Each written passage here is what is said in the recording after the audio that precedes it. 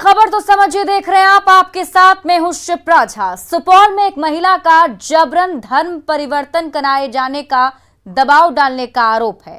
पीड़ित महिला से 1 महीने तक यौन शोषण किए जाने का भी आरोप है। 2 महीने बाद आरोपी की कैद से छूटने के बाद महिला ने जब थाने में लिखित शिकायत दर्ज कराई तो पुलिस ने कार्रवाई करते हुए आरोपी मोहम्मद कलीम को गिरफ्तार कर लिया है। पहले ये रिपोर्ट देखिए, फिर खबर तो समझिए।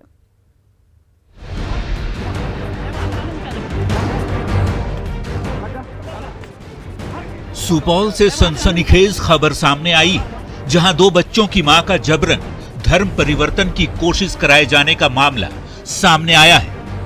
मोहम्मद कलीम नाम के आरोपी ने पहले महिला को अगवा किया, फिर करीब 1 महीने तक उस महिला का यौन शोषण किया। इस दौरान महिला पर जबरन धर्म परिवर्तन किए जाने का दबाव भी डाला जाता रहा। यही नहीं, पीड़ित महिला को प्रतिबंधित मांस का सेवन तक कराया गया। ऐसे आरोपों की लिखित शिकायत पीड़ित महिला ने थाने जाकर खुद दर्ज कराई। महिला की शिकायत पर पुलिस ने आरोपी मोहम्मद कलीम को गिरफ्तार कर लिया है। आगे कैद करना रहा। हाँ। कैसे बोला? हाँ हाँ। ये कैद क्या रखना रहा? हाँ। आगे धर्म के केना विनाश कर के? वो अपन धर्म मान लगे की खेल के पील के कथी खेल? नहीं, हम अपना मन से नहीं। आरोपी मोहम्मद कलीम के चंगुल से पीड़ित महिला करीब 2 महीने के बाद निकली और फिर भीमपुर थाने जाकर लिखित शिकायत दर्ज कराई। पीड़ित महिला के बयान के मुताबिक 30 जून की शाम करीब 7 बजे वो शौच के लिए अपने घर से बाहर गई थी। इसी दौरान आरोपी मोहम्मद कलीम ने उसका जबरन अपहरण कर लिया और गाड़ी में बिठाकर कहीं ले गया। महिला की लिखित शिकायत में कहा गया है कि उसे फारबिसगंज के किसी मकान में छुपा कर रखा गया था, लेकिन 4 सितंबर को जब उसे ट्रेन से कहीं और ले जाने की कोशिश की जा रही थी तो महिला ने बड़ी ही चालाकी से ट्रेन पर सवार किसी दूसरे शख्स के मोबाइल फोन से इसकी सूचना अपने परिजनों को दी, जिसके बाद परिजन विश्व हिंदू परिषद के कार्यकर्ताओं के साथ फारबिसगंज स्टेशन पहुंचे और पीड़िता को आरोपी के चंगुल से रिहा कराया।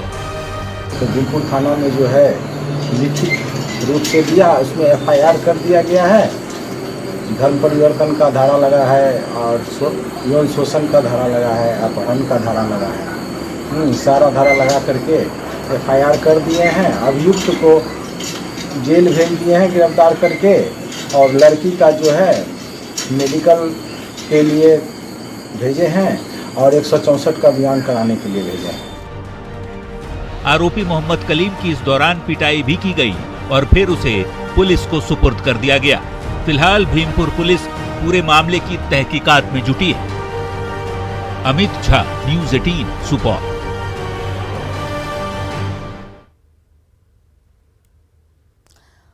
तो देखिए, हमारे साथ हमारे सहयोगी अमित झा भी फोन लाइन पर जुड़े हुए हैं और उनसे अधिक जानकारी लेते हैं। अमित, एक गंभीर मसला है ये। बिहार के अलग अलग जिलों से ऐसी खबरें सामने आ रही हैं, लेकिन अगर सुपौल की बात करें तो बताया जा रहा है कि 2 महीने पहले इनका अपहरण हुआ था। क्या कुछ पहले तो ये पूरी पटकथा कैसे लिखी गई, कैसे क्या कुछ हुआ, सिलसिलेवार तरीके से थोड़ा बताइए। हाँ, दरअसल शिप्रा एक कलीम मछली बेचने का काम करता था और वो लगातार वो महिला जो है, जो पीड़ित महिला है, वो जो चौक पे अपने बाजार करने के लिए जाया करती थी, इसकी गलत नजर उस पर रहती थी। इसी दौरान इसने प्लान के तहत, शायद प्लान के तहत उसका अपहरण किया और जो महिला का आरोप है उसे अररिया के एक जगह पे ले जाके रखा गया, जो कि बहुत काफी बाहुल क्षेत्र था और उसमें जहां पर आम लोगों की एंट्री नहीं हो पाती थी। लेकिन इस महिला ने बड़ी चालाकी से, जब ट्रेन पकड़ने की बात आई तो उस महिला ने बड़ी चालाकी से अररिया स्टेशन से अपने पति को फोन किया और पति ने वहां के कुछ BHP कार्यकर्ताओं को साथ लिया और वहां जाकर इस महिला को भी बरामद किया और उस आरोपी को भी पकड़ा है। इस पूरे मामले का जब पटाक्षेप सामने आया है तो लगातार पुलिस की कार्रवाई भी सामने आई है। पुलिस ने इस पर तुरंत FIR दर्ज किया है और कार्रवाई भी अपनी शुरू कर दी है।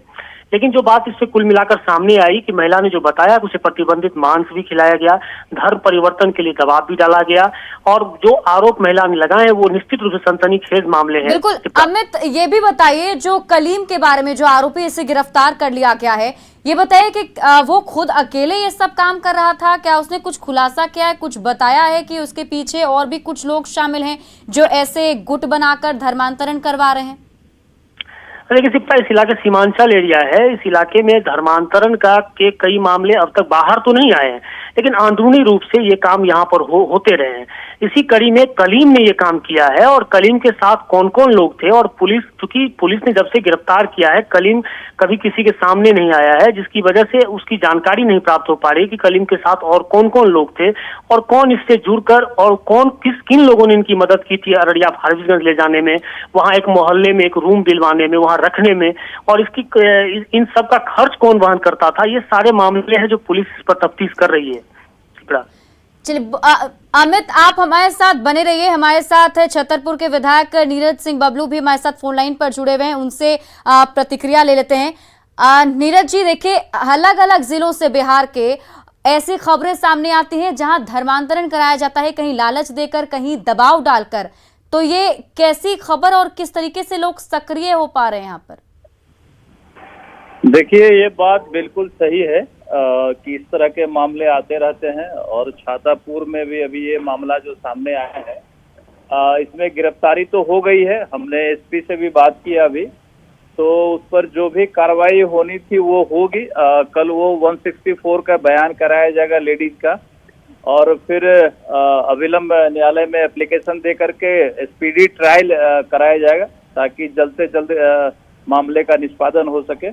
और हमको लगता है कि आने वाला जो भी कोई व्यक्ति इस तरह का करेगा, तो उसको जरूर एहसास होगा कि कठोर कार्रवाई होने से क्या सब होता है। स्थिति तो भयावह है, इस पर संज्ञान लेने की आवश्यकता है।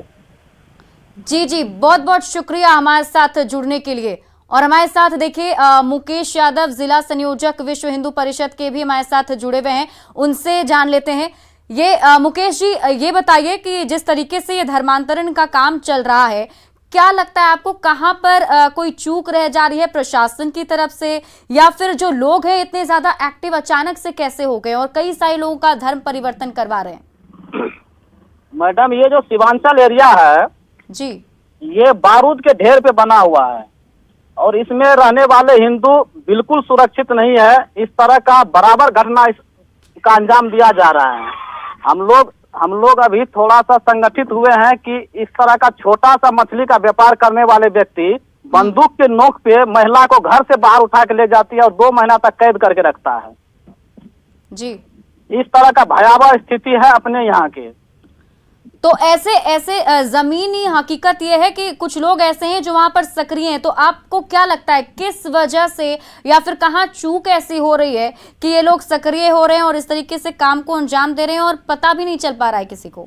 ये जो इंटरनेशनल जो धर्मांतरण का काम चल रहा है जी, मुसलमानों के द्वारा, मुल्लों के द्वारा और ईसाइयों के द्वारा, उसमें हमारे हिंदू समाज के लोग लड़ने में सक्षम नहीं है, जिसका परिणाम स्वरूप ये समाज में निकल के बाहर आ रही है।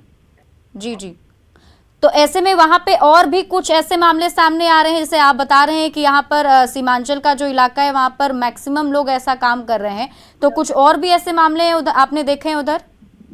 जी मैडम, यहाँ पे अभी जो ईसाई मिशनरी का जो अभी यहाँ पे जो कार्यक्रम चल रहा है, भारी पैमाने पे चल रहा है, और दिन प्रतिदिन जो अपने यहाँ आदिवासी समाज के लोग हैं उसको कन्वर्ट करके ईसाई बनाया जा रहा है। जी जी, बहुत बहुत शुक्रिया मुकेश जी हमारे साथ जुड़ने के लिए। तो देखिए, अब इस खबर के मायने को समझिए कि धर्म परिवर्तन इतना बड़ा मुद्दा बनता जा रहा है और लोग धर्म परिवर्तन करवा रहे हैं। ऐसा लगता है कि कोसी इलाके में धर्मांतरण की जो साजिश है वो चलती हुई दिखाई दे रही है। सुनियोजित तरीके से महिला का किडनैप कर लिया जाता है, फिर उसका धर्म भी बदलवा दिया जाता है। तो ऐसे में कई सारे सवाल हैं। सवाल ये कि क्या कोसी इलाके में धर्मांतरण की साजिश चल रही है? क्या बिहार में धर्म परिवर्तन कराने वाले कई संगठन हैं जो ऐसे काम कर रहे हैं? कुछ दिन पहले गया में भी धर्म परिवर्तन का मामला सामने आया था। सैकड़ों महादलित परिवारों का धर्मांतरण करवाया गया था। कुछ दिन पहले यूपी में भी धर्म परिवर्तन कराने वाले गिरोह का पर्दाफाश हुआ था। मुकबधीर लोगों का धर्म परिवर्तन कराया जाता है। आईएसआई की फंडिंग की बात भी ऐसे में सामने आई है।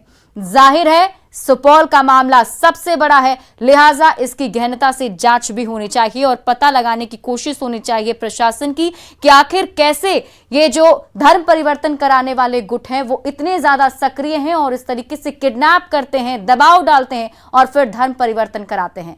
बढ़ते हैं आगे और अब बात जातीय जनगणना की, जिस पर बीजेपी को छोड़कर बिहार के तकरीबन सभी पार्टियों की राय एक सी है, लेकिन आरजेडी और कांग्रेस इस मुद्दे पर कुछ ज्यादा ही उतावले हैं। मांग नहीं माने जाने के हालात में तेजस्वी आंदोलन की नई स्ट्रेटेजी बना रहे हैं, तो सोनिया गांधी ने जातिगत जनगणना के पक्ष में एक कमेटी भी बना दी है, जबकि जातिगत जनगणना के पक्ष में खड़े जेडीयू ने सेंसस शुरू होने तक का इंतजार करने की नसीहत दी है।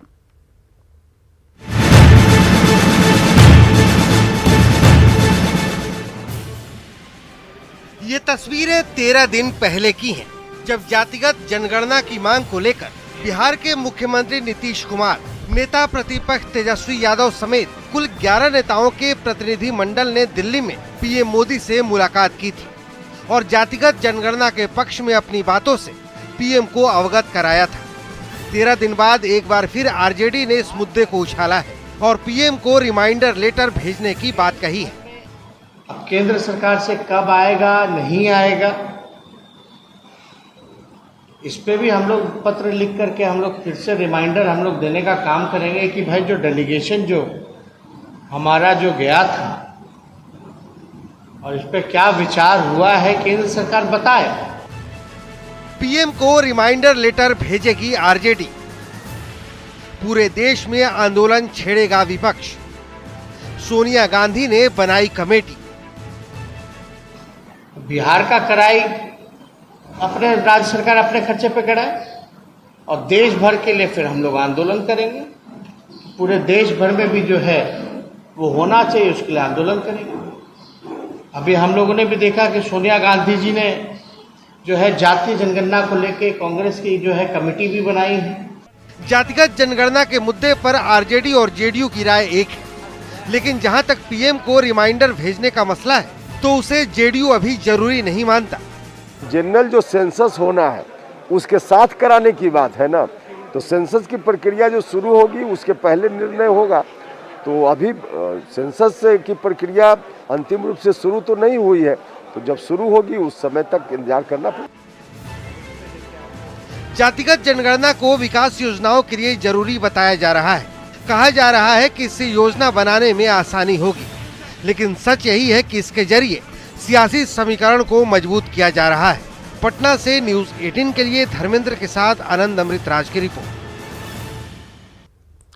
और अब इस खबर के मायने को समझिए कि आखिर जातिगत जनगणना को लेकर जो आरजेडी है और कांग्रेस, ये दोनों इतने उतावले क्यों दिखाई दे रहे हैं। बिहार की सियासत में जाति एक बड़ा फैक्टर है, लिहाजा सभी दलों के लिए जातीय जनगणना का मुद्दा अहम माना जाता है। जातीय जनगणना के मुद्दे पर लालू और नीतीश की राय एक है, जबकि बीजेपी जातिगत जनगणना के पक्ष में नहीं है। 23 अगस्त को नीतीश कुमार और तेजस्वी समेत 11 नेताओं ने पीएम मोदी से मुलाकात की थी। रिमाइंडर भेजकर या आंदोलन छेड़कर आरजेडी कांग्रेस मुद्दे को हवा देना चाहते हैं। विधानमंडल से 2 बार जातिगत जनगणना को लेकर प्रस्ताव भी पारित हो चुका है। 18 फरवरी 2019 जब पहली बार प्रस्ताव पारित हुआ था, जबकि दूसरी बार 27 फरवरी 2020 को सर्वसम्मति से प्रस्ताव पारित किया जा चुका है। केंद्र सरकार को भी भेजा जा चुका है, लेकिन केंद्र ने साफ कर दिया है कि जातिगत जनगणना नहीं होगी। अब ऐसे में दोनों ही तरफ से ये टकराव देखने को मिल रहे हैं, लेकिन आरजेडी और कांग्रेस इस पर ज्यादा सक्रिय हैं, तो वहीं जेडीयू अभी सेंसस का इंतजार कर रहा है। बढ़ते हैं आगे और अब बात तेज प्रताप यादव की।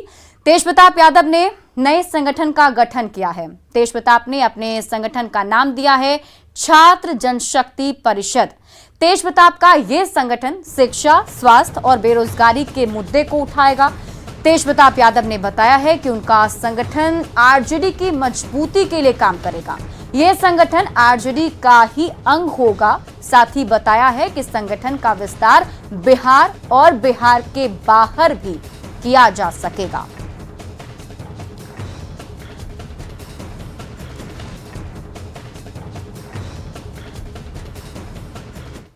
और अब इस खबर के मायने को समझिए कि तेज प्रताप यादव जो हैं अब नए संगठन बनाकर क्यों अलग तरीके से एक्टिव हो गए हैं। नए संगठन के ऐलान को तकरार के रूप में भी देखा जा सकता है। तेज प्रताप और जगदानंद सिंह के बीच की तकरार जो है वो जग जाहिर है। आकाश यादव के मुद्दे पर तेज प्रताप का पलड़ा हल्का नजर आया। 2 दिन पहले तेज प्रताप ने ट्वीट पर भी लिखा था कि उनका जो मन है वो अशांत है। हालांकि वो बार बार अर्जुन का साथ देने का दावा भी कर रहे हैं। अब तेज प्रताप इससे पहले भी संगठन बना चुके हैं। लोकसभा चुनाव के दौरान सारण कैंडिडेट को लेकर झंडा बुलंद किया था। नाराजगी के बाद लालू राबड़ी मोर्चा भी बनाया था। तो ऐसे में तेज प्रताप यादव कई सारे संगठन पहले से बना चुके हैं और अब ये नया संगठन जो बनाया गया है उसमें तेज प्रताप यादव का ये दावा है कि ये संगठन आरजेडी को और भी ज्यादा मजबूत करेगा। चलिए बढ़ते हैं आगे। प्रधानमंत्री नरेंद्र मोदी दुनिया के सबसे लोकप्रिय नेता बन गए हैं। शक्तिशाली देशों के राष्ट्र प्रमुख लोकप्रियता में पीएम मोदी से कहीं पीछे हैं। द मॉर्निंग कंसल्ट के सर्वे में ये बात सामने आई है। दुनिया के नंबर 1 लोकप्रिय नेता बने पीएम मोदी। लोकप्रियता में 5वें स्थान पर हैं Joe Biden. The morning consult के सबसे बड़े सर्वे की रिपोर्ट।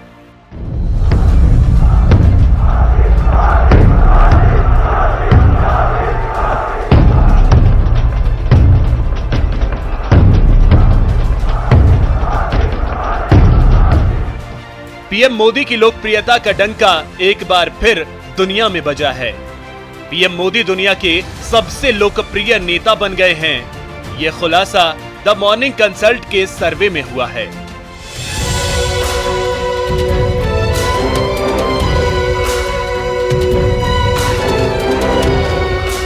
इस सर्वे में पीएम मोदी ने शक्तिशाली देशों के राष्ट्र प्रमुखों को पछाड़कर पहला स्थान हासिल किया है।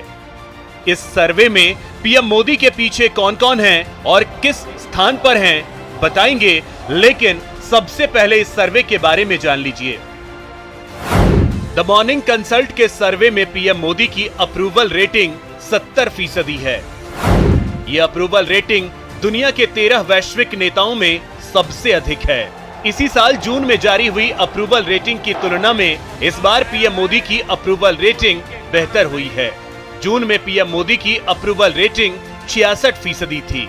ऐसा नहीं है कि पीएम मोदी की अप्रूवल रेटिंग में ही इजाफा हुआ है, बल्कि उनकी डिसअप्रूवल रेटिंग में गिरावट भी आई है। पीएम की डिसअप्रूवल रेटिंग 25% की गिरावट के साथ लिस्ट में सबसे निचले स्थान पर है। आइए अब जान लीजिए लोकप्रियता में पीएम मोदी के पीछे दुनिया के कौन कौन से नेता हैं। द मॉर्निंग कंसल्ट के सर्वे में 64% अप्रूवल रेटिंग के साथ मैक्सिको के राष्ट्रपति लोपेज ओब्राडोर दूसरे स्थान पर हैं। 63% अप्रूवल रेटिंग के साथ इटली के प्रधानमंत्री मारियो ड्रागी तीसरे स्थान पर हैं। 52% अप्रूवल रेटिंग के साथ जर्मनी की चांसलर एंजेला मर्केल चौथे स्थान पर हैं, जबकि 48% अप्रूवल रेटिंग के साथ अमेरिका के राष्ट्रपति जो बाइडेन 5वें स्थान पर हैं। आपको बता दें कि मॉर्निंग कंसल्ट ने अप्रूवल रेटिंग तय करने के लिए सभी देशों के 18 साल से ऊपर के लोगों के बीच इंटरव्यू किया था, जिसके तहत भारत के करीब 2126 लोगों की राय ली गई। साथ ही दुनिया के बाकी देशों के लोगों से भी इंटरव्यू कर इस आंकड़े को तैयार किया गया। Bureau report, news 18 network.